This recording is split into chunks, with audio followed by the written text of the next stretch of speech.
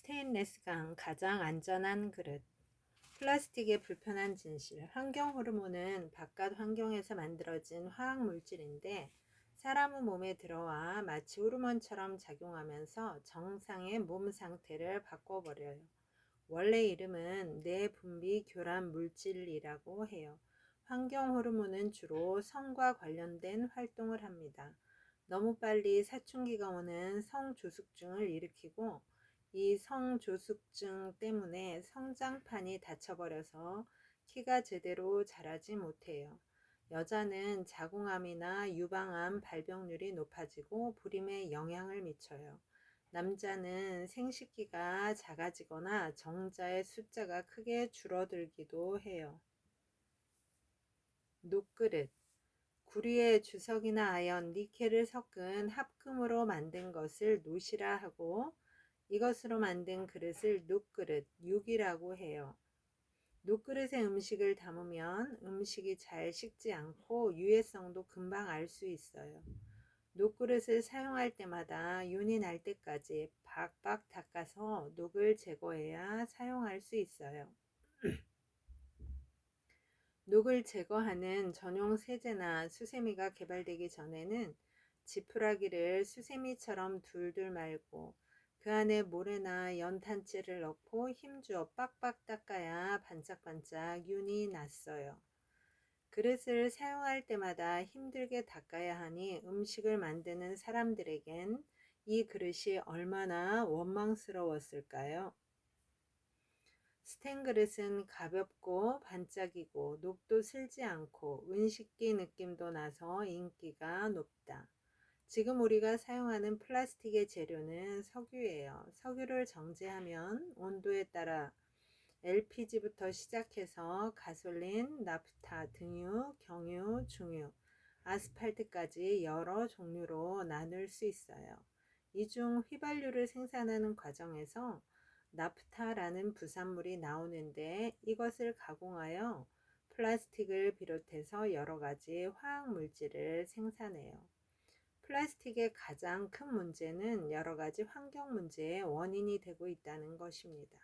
함부로 버린 플라스틱 쓰레기는 새와 물고기의 목숨을 위협하고 있습니다. 두 번째, 단단하고 깨끗하고 오래 쓰는 식사도구 금속 젓가락. 20분 사용하고 버려지는 20년생 나무들. 일회용 나무 젓가락을 만드는 공장에서는 나무를 잘라 보관하고 운반하는 과정에서 나무가 습기를 머금어 곰팡이가 생기는 것을 막는 게 매우 중요한 일이에요. 이것을 방지하기 위해 화학약품을 사용합니다. 중국의 나무젓가락 공장에서는 표백제와 곰팡이 방지제로 공업용 과산화수소수, 아황산수소나트륨, 수산화나트륨, 양잿물을 사용하고 광택제로 텔크, 활석가루를 사용하기도 해요. 이렇게 만든 나무젓가락을 한두 번 사용한다고 해서 당장 문제가 생기는 것은 아니지만 자주 사용하면 건강에 좋지 않아요. 특히 나무젓가락을 입에 물고 빨거나 뜨거운 국물에 담그고 끓는 물에 넣는 것은 삼가야 해요. 셋째, 가볍고 얇지만 강력한 기록매체 종이. 평화를 가져온 코끼리 똥 종이. 종이의 영어 어원은 파피루스라고 해요. 고대 이집트에서는 약 5,000년 전부터 나일강 유역에서 자라던 파피루스의 글자나 그림을 남겼어요. 파피루스의 껍질을 벗겨내고 속을 가늘게 찢은 다음 엮어서 말리고 다시 매끄럽게 하는 과정을 거친 뒤 그 위에 그림이나 글자를 새겼어요. 현존하는 파피루스 문서는 대개 종교 문서라고 해요. 이 파피루스에서 페이퍼라는 말이 나왔지만 중국에서 발명한 종이와는 달랐어요. 파피루스는 식물의 껍질을 말린 것이고 중국의 종이는 식물 섬유를 물에 풀어서 채로 걸러내는 방식이니까요. 네 번째, 버려진 물건들의 생명 연장, 재사용 가게. 여행하는 쓰레기. 태초에 쓰레기는 없었어요. 수렵과 채집을 하면서 살았던 선사시대 사람들은 조개무지와 동물 뼈 찌꺼기로 남겼어요. 선사시대 사람들은 나무와 돌, 흙 등으로 집을 지었는데 이 집은 수명이 다해 쓰러지면 다시 흙으로 돌아갔어요. 농사 도구와 무기도 세월이 흐르면 작게 부서져 자연으로 돌아갔어요. 모두가 자연의 재료로 만들었으니까요. 비록 쉽게 분해되지 않더라도 자연에 피해를 주진 않았어요. 이들의 살림살이는 늘 간소했고 물건을 사용할 수 있을 때까지 알뜰하게 썼어요. 1980년대까지만 해도 사람들은 물건을 아끼고 소중하게 쓰는 생활 습관을 가지고 있었어요. 5번째, 복잡한 도시를 살리는 초록허파 공원. 세계 최초의 국립공원 옐로스톤. 옐로스톤은 미국 서북부 와이오밍주에 있는 북아메리카 대륙 최고의 놀랍고도 아름다운 화산지대입니다. 화산 활동으로 형성된 노란색 바위 때문에 이곳에 살던 인디언들은 옐로스톤을 노란 바위의 강이라고 불렀어요. 우리나라 국립공원 제1호는 지리산입니다. 도시공원은 근대의 발명품이며 공원이 주는 혜택을 즐겨보세요. 6번째, 멸종, 인간에게 보내는 경고, 야생동물. 꿀벌에게 벌어진 일. 2005년 미국에선 더욱 심각한 상황이 벌어졌습니다. 먹이를 구하러 나갔던 일벌들이 모두 사라져서 벌통에 남아있던 여왕벌과 애벌레들이 떼죽음을 당하고 말았어요. 이것을 군집 붕괴 현상이라고 하는데 이런 일이 계속 이어지자 2005년에만 꿀벌의 30%가 사라졌고 해마다 이 같은 현상이 늘어나고 있어요. 유엔 환경 계획은 꿀벌이 줄어들면 생태계가 교란될 뿐 아니라 식량 안보에도 심각한 문제가 생길 것이라고 경고했어요. 7번째, 지구와 나를 살리는 친환경 교통수단 자전거. 초미세먼지는 고압 고열에서 뭔가를 태울 때나 화학적 반응으로도 생겨납니다. 자동차의 엔진은 수백 도가 넘는 고온과 고압으로 휘발유나 경유를 태우는데 이 과정에서 질소 산화물이나 황산화물과 함께 탄소 입자 등이 뿜어져 나와요.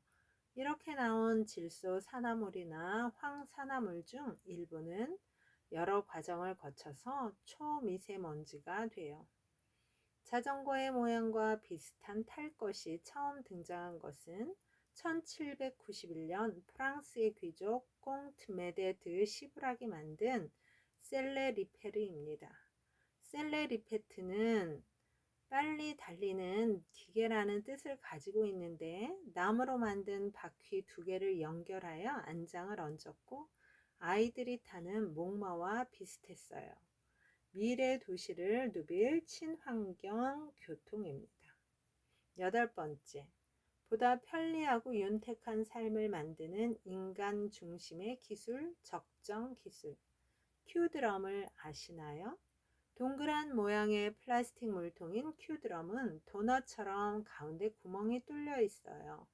이 구멍에 줄을 연결하여 당기면 물통이 바퀴처럼 스르르 굴러가요.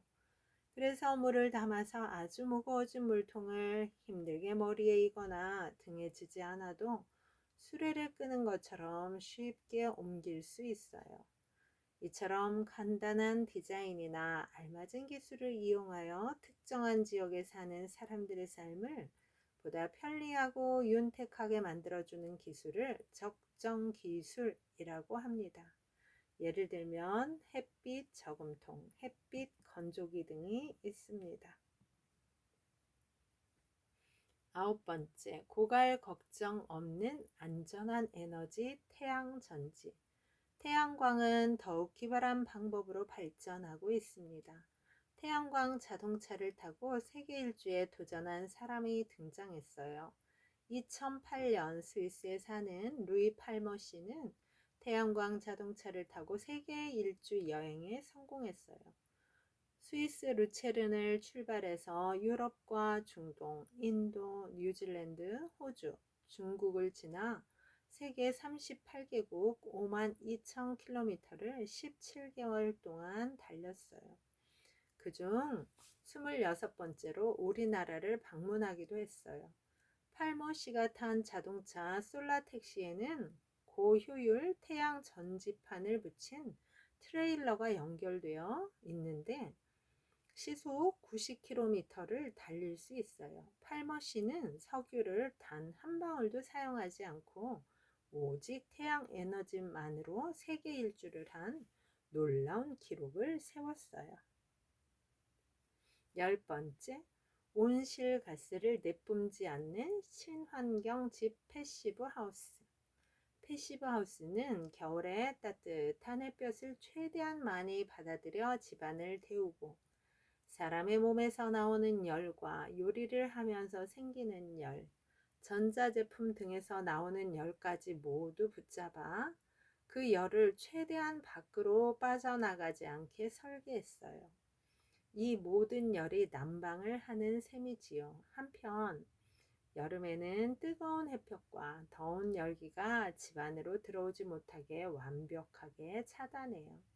두꺼운 벽과 지붕이 바깥 열기를 차단하고 창문에는 외부 블라인드를 달아서 여름철 뜨거운 햇빛과 겨울철의 외풍도 막아요. 패시브 하우스를 지을 때는 5가지 건축 원칙이 있습니다.